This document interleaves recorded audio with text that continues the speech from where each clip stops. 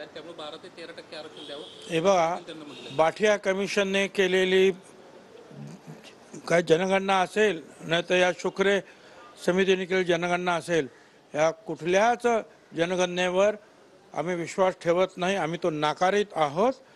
तुम्हाला जर कोण किती समाज आहे या राज्यामध्ये हे नक्की करायचं असेल तर जातीय जनगणना करा.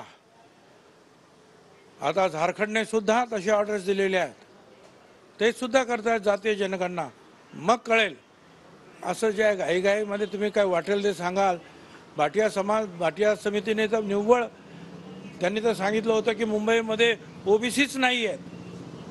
त्यावेळेला महेश झगडे जे आहेत त्यांना भांडावं लागलं त्यांच्या बरोबर आणि त्यांना सांगावं लागलं, अरे ह्या मुंबई शहरामध्ये धनगर आहेत, माळी आहेत, वंजारी आहेत, भटके विमुक्त आहेत, काय यादव आहेत, कुर्मी आहेत, भंडारी आहेत, सगळं हे आगरी आहेत, कोळी आहेत आणि तुम्ही म्हणता ओबीसी नाही आहेत. त्याच्यामुळे तो सुद्धा जो अहवाल जो आहे घाईघाईने तयार केला होता, तो खानविलकर समितीने जे कोर्टाने सांगितलं होतं 15 दिवसामध्ये आम्हाला द्या, त्यावेळेला कोर्ट एकदम कडक होतं. 10 दिवसातच द्या, 15 दिवसातच द्या. आता 2 वर्ष होऊन गेलं तरी पुढे आमचे जे आहेत केसेस रेंगाळलेले आहेत, निवडणुका होत नाही आहेत. मला सांगायचं ते हे, शुक्रे समिती असेल नाही तर बाठिया समिती असेल, त्यांनी कुठल्याही समाजाचे जर आकडे जर सांगत असतील तर त्याच्यावर कोणीही विश्वास ठेवणार नाही, विश्वास ठेवू शकत नाही. त्याच्यासाठी जातीय गणनाच करावं लागेल, जनगणना करावी लागेल. शुक्रेंच्या बाबतीतली एक केस स्टडी समोर पुढे आलेली आहे. शुक्रेंच्या बाबतीतली एक केस स्टडी समोर आलेली आहे. शुक्रे ज्यावेळेस ते आहे ते होते त्यावेळेस त्यांना एक हो ते माझ्याकडे आहे ते सगळं आहे.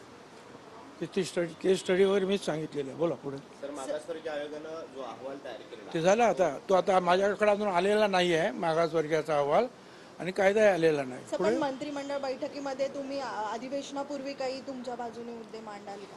नाही, मंत्रिमंडळामध्ये काय तो आपण अधिवेशनातच मांडूया ना, म्हणजे तुम्हाला पण ऐकायला मिळेल. सर आगामी पण असं पण आता काय कोणीतरी सांगितलं की फक्त गटनेत्यांनाच बोलायला संधी देणार आहेत, ते मला मंजूर नाही. कुठलाही ॲक्ट पास होत असताना कुणालाही बोलायचं असेल तर त्याला संधी द्यायला पाहिजे.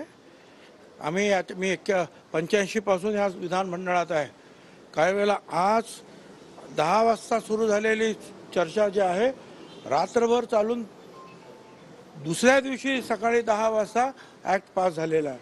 त्यामुळे ॲक्टवर बोलायला बंदी करू नये अशी माझी विनंती राहणार. गडबड करते सरकार, एका दिवसामध्येच संपवण्याचा विषय. नाही, हे तुमची बातमी आहे. आता मी सरकारबद्दल बोलत नाही. कुणीतरी मला सांगितलं की कुठच्या तरी टीव्हीला बातमी आहे की फक्त गटनेते बोलतील, म्हणून मी बोललो.